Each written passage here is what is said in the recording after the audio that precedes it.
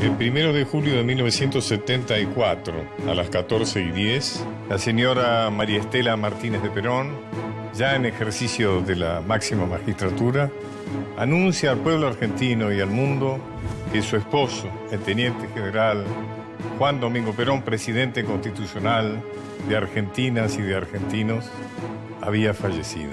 Con gran dolor debo transmitir al pueblo el fallecimiento de un verdadero apóstol de la paz y la no violencia.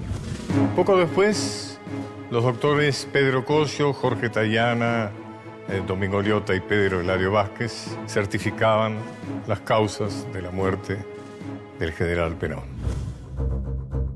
El parte señalaba: el señor teniente general Juan Domingo Perón ha padecido una cardiopatía isquémica crónica con insuficiencia cardíaca, episodios de disritmia cardíaca e insuficiencia renal crónica, estabilizados con el tratamiento médico. En los recientes días, sufrió agravación de las anteriores enfermedades como consecuencia de una broncopatía infecciosa. El día 1 de julio, a las 10:25, se produjo un paro cardíaco del que se logró reanimarlo, para luego repetirse el paro sin obtener éxito por todos los medios de reanimación que actualmente la medicina dispone. El teniente general Juan Domingo Perón falleció a las 13:15. ¿Qué hubiera pasado si Perón, aliviado de exigencias y de estrés, no hubiera muerto? Mejor dicho, hubiera retardado significativamente su muerte. ¿Cuáles hubieran sido las consecuencias políticas, económicas, sociales?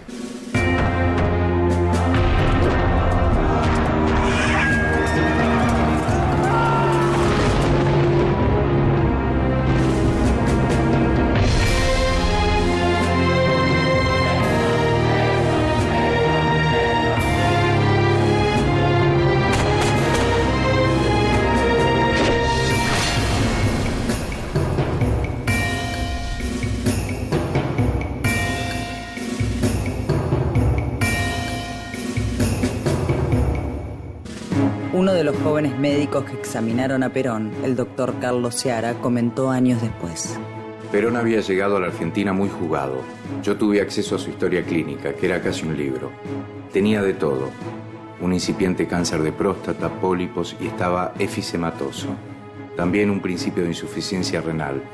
Básicamente había combinaciones funestas: efisema, insuficiencia cardíaca, cardioesclerosis, insuficiencia renal. Aún si no le hubiera tocado gobernar, seguramente solo hubiera vivido 2 años más. Al morir el general Perón, tenía 78 años de edad. Esos 2 años de sobrevida hubieran sido fundamentales para nuestra patria. ¿Y si Perón sobrevivía hasta las próximas elecciones?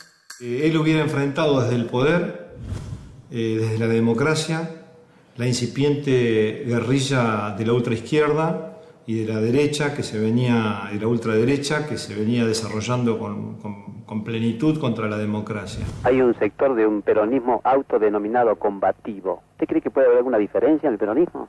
Bueno, los muchachos se ponen calificativos propios, pero eso no quiere decir que obren de distintas maneras. Bueno, los hay ortodoxos, los hay heterodoxos, los hay combativos, los hay contemplativos, pero todos trabajan. Yo creo que con Perón vivo las cosas hubieran sido distintas, porque él podría poco a poco, tal vez, ir metiendo en caja a todas estas facciones políticas, ¿no? Pero el Perón que estaba vivo en ese momento era un Perón muy enojado por la insubordinación de los sectores jóvenes, que pasaron de ser de la juventud maravillosa a esos estúpidos que gritan.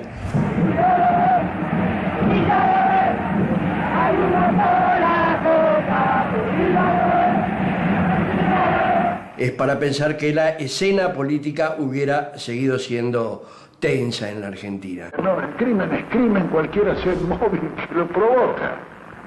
O el delito es delito, cualquiera sea el pensamiento, el sentimiento o la pasión que impulsa al criminal.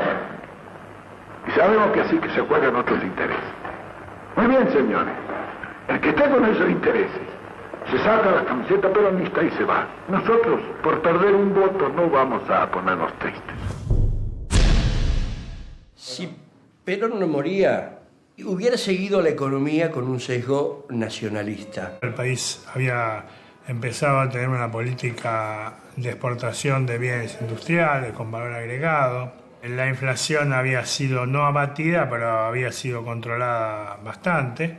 En fin, en general había una serie de parámetros que se pueden decir que la cosa iba relativamente bien. Inclusive con un gabinete que en términos políticos estaba virado hacia la derecha, el ministro de Economía seguía siendo José Bergerbar, y el proyecto de Perón, el pacto social entre la CGT y los grupos empresarios para tratar de encaminar las cosas hacia otros esquemas de distribución que se oponían a los que habían venido en los interregnos militares desde la Libertadora hasta el 73. La otra hipótesis que se me ocurre es que la dictadura militar y las fuerzas de la oligarquía de todas maneras hubieran derrotado y dado el golpe contra el peronismo, porque no se trataba de un golpe contra Isabel, ni se trataba de un golpe contra Perón, se trataba de un golpe contra un gobierno nacional y popular que estaba realizando una transformación. Si Perón hubiera sobrevivido unos años en buenas condiciones, o por lo menos en relativamente condiciones para gobernar, las cosas hubieran sido distintas y seguramente no se hubiera llegado de esta manera al golpe que se llegó al 76, ¿no? Los sectores de la burguesía comercial y ligados a la oligarquía ya a esa altura muy transnacionalizada hubieran estado esperando una situación de desorden terminal para tomar el poder. Perón, enfermo, había vuelto a su patria con la idea de erigirse en una suerte de asesor. Su idea era la de ser un conciliador por encima de las disputas políticas, con una proyección latinoamericanista. A sus íntimos les habría confiado su muy escasa disposición a ocupar la presidencia, confiado en que la lealtad de Héctor Cámpora, quien había sido elegido bajo la consigna Cámpora al gobierno, Perón al poder, le ahorraría los ajetreos de gobernar. Lanusse puso una cláusula para impedir que Perón se pudiera presentar, y tampoco podía presentarse Cámpora. Los dos estaban excluidos por la cláusula del 25 de agosto, que impedía a quienes habían estado fuera del país pudieran presentarse como candidatos. Perón lo pone a Cámpora sabiendo que iba a ser proscripto, o suponiendo que iba a ser proscripto. Lanusse lo sorprende aceptando la candidatura de Cámpora y genera esa situación una polarización interna y una división interna dentro del peronismo que llegó finalmente al golpe militar y a una profunda crisis y de enfrentamiento de Perón con Cámpora, o lo que Cámpora simbolizaba en ese momento. Cámpora no tuvo más remedio que apoyarse en los sectores juveniles para poder gobernar, aunque sea esos 2 meses, porque no tenía el apoyo de Perón. Perón no quería otro que no fuera él. Y el pueblo argentino, en su mayoría, tampoco. Quería a Perón, que era la víctima, era el proscripto, el olvidado, el humillado. Entonces el pueblo quería a Perón. ¿Qué hubiera pasado si se hubiera hecho caso a los médicos de Perón, Cosio, Tayana, Liotta, y lo hubieran convencido de que su salud no daba para ejercer la presidencia de la nación? Como consecuencia de la lucha intestina que se hubiera desatado por ello, ¿quién hubiera sido el candidato que lo sustituyera? Es decir, que sustituyera a Cámpora y que al mismo tiempo no fuera el general Perón. Hay que ver el peronismo en ese momento como un cristal roto, donde inclusive hasta los sectores de derecha se recelaban entre sí por ver quién ocupaba la plana mayor, y de ninguna manera había un liderazgo claro. Cafiero parecía el más experimentado, había sido un ministro de Economía de muy joven, tenía ya una vasta carrera política, podría ser, digamos, la figura que seguía. Cafiero no podría haber sido, porque Cafiero ahora se lo ve bueno, digamos, pero Cafiero fue el hombre que traiciona a Perón en el 54.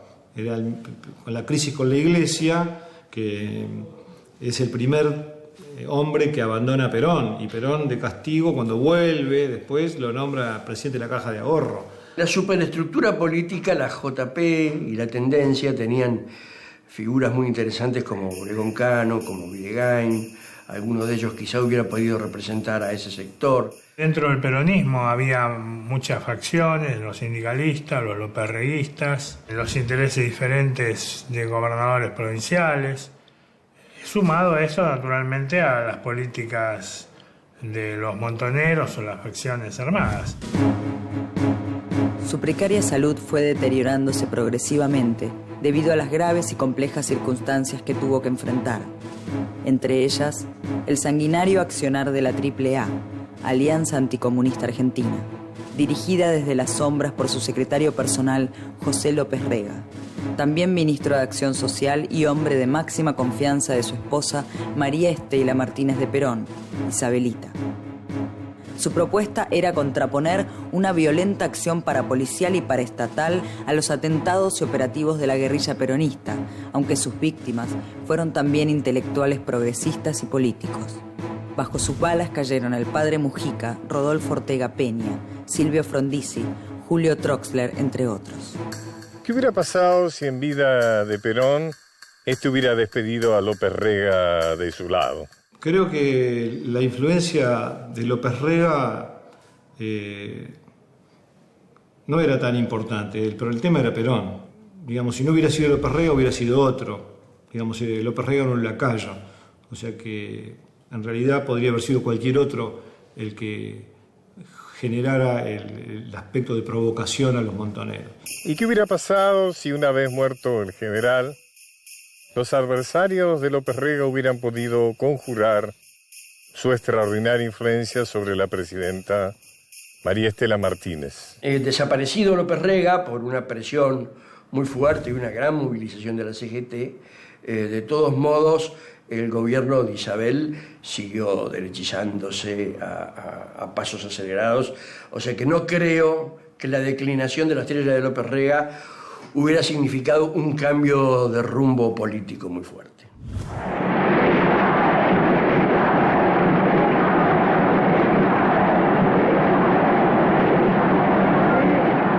Tengan la plena seguridad que seguiré adelante para conseguir la auténtica liberación y felicidad del pueblo argentino. En este sillón se sentaba Perón en la casa de Gaspar Campos cuando recibía a sus visitantes. Y también él se habrá preguntado qué hubiera pasado de no haber llevado a Isabelita como compañera de fórmula, de manera que a su muerte asumió como presidenta constitucional de la nación argentina. Y en caso de no haber sido ella, ¿quién hubiese sido? ¿Y cómo hubiese sido su desempeño cuando le hubiera tocado ser presidente? Bueno, no pienso que Perón hubiera elegido un compañero de lista con grandes expectativas de liderazgo. Me parece que sí, que hubiera sido mejor que la fórmula no hubiera sido con Isabel, pero es muy difícil encontrar quién podía haber sido el candidato. Cualquier candidato expresaba un sector. Entonces, a un sector. Ese sector iba a generar la contrarréplica de una crisis. Cualquiera que hubiera accedido a una candidatura peronista, digo, un extrapartidario como Serrano Lima, Retorno de Cámpora, Cafiero, Luder, José Antonio Allende, que desde la democracia cristiana estaba en un primer plano de interlocución, Robledo, no hubieran podido dominar el conjunto del movimiento. Y esos eran más o menos los hombres que estaban en ese momento con cierta expectativa de jugar en una primera A de la vida política en ese momento.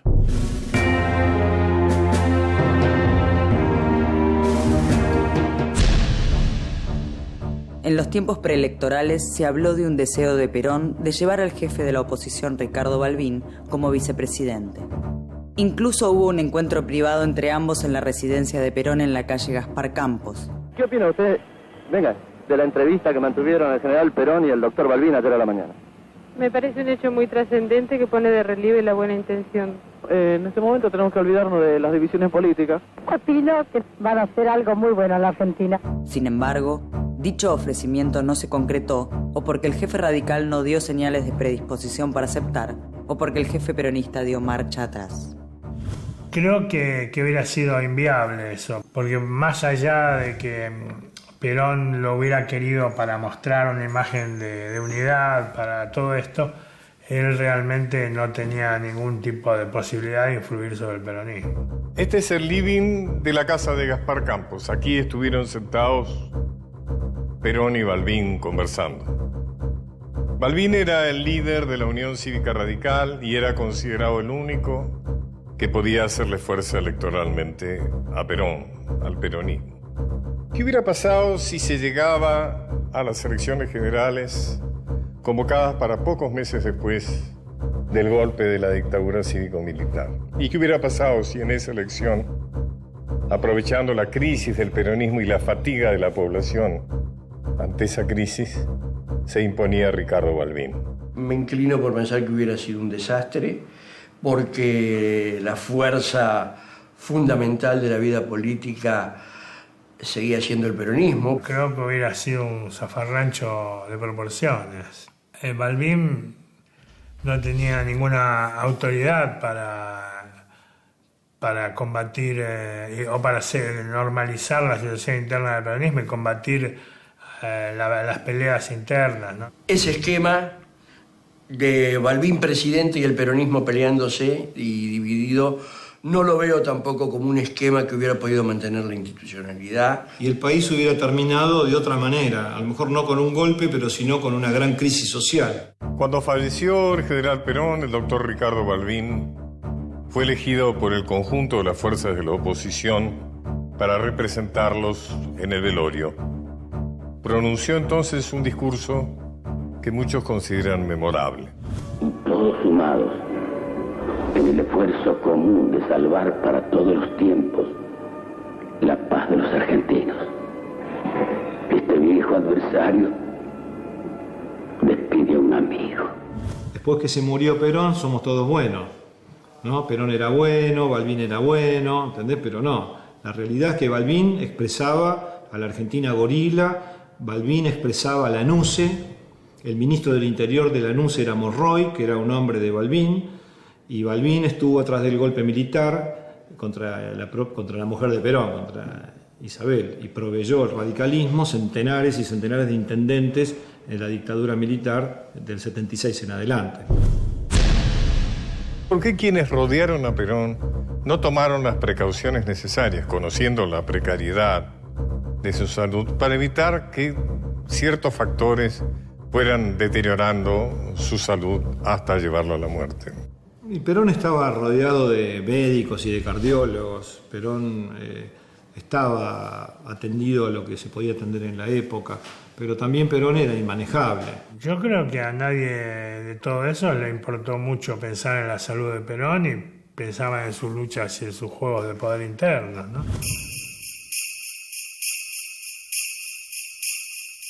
¿Por qué en la visita al Paraguay que se hizo pocos días antes de su muerte se privilegió el protocolo y no el hecho de abrigarlo, de protegerlo un día muy lluvioso y muy frío, que Perón enfrentó nada más que con un sobre todo muy liviano?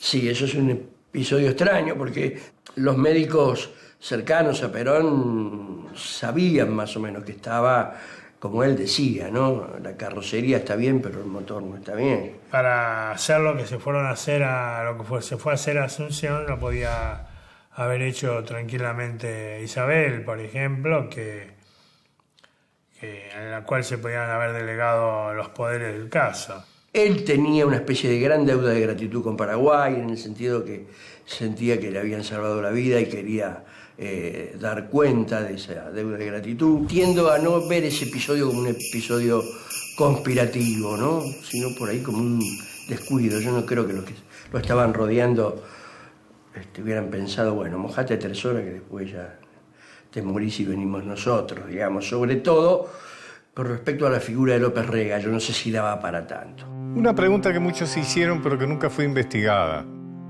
¿Pudo haber López Rega deseado y aún facilitado la muerte de Perón para que el poder recayera en alguien a quien él dominaba absolutamente, como Isabel?